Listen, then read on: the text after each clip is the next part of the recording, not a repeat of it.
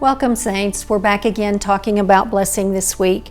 We're going to talk about how blessings are powerful weapons against the enemy. And one of the main ways is if we will live a life of receiving the blessings of God, and one way we do that, of course, is obedience. It slams the door shut in the face of the enemy. As we give blessings to others, especially if they've maybe are being unkind towards us in some way, that really disarms the power of the enemy. It exposes the lies of what he's saying to them in their hearts.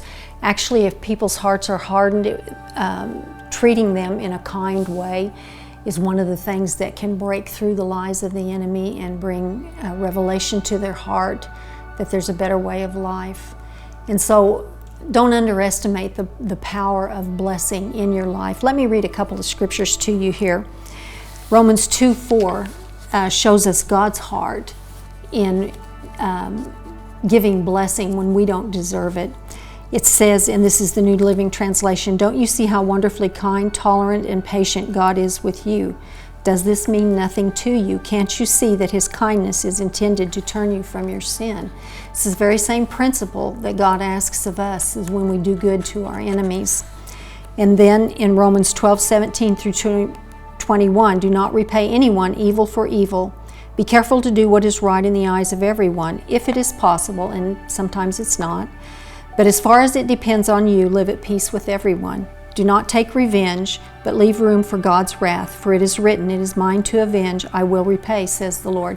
And then he tells us how. "On the contrary, if your enemy is hungry, feed him. Thirsty, give him something to drink. Because in doing this, you will heap burning coals on his head. Do not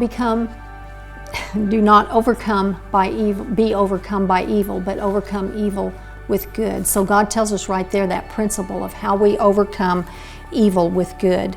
So when we speak and act in ways of blessing, it just exposes Satan for who he is, and it shuts the door for him to work.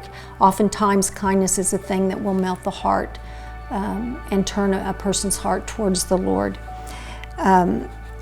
In Matthew 5:14-16, in the Passion Translation, it says, "Your lives light up the world by being a blessing.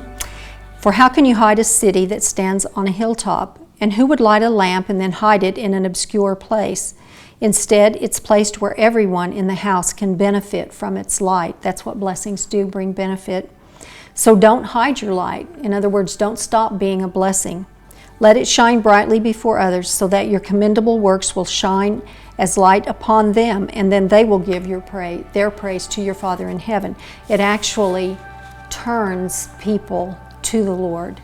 And so that's a very powerful weapon that we have that we don't think about maybe as being a weapon, but it is. So we're going to do an application this week. What I would like for you guys to do is just get some oil. It can even be cooking oil. Just anoint your home and ask God to protect it. Ask God to remove anything ungodly or that brings sorrow to His heart away from your home.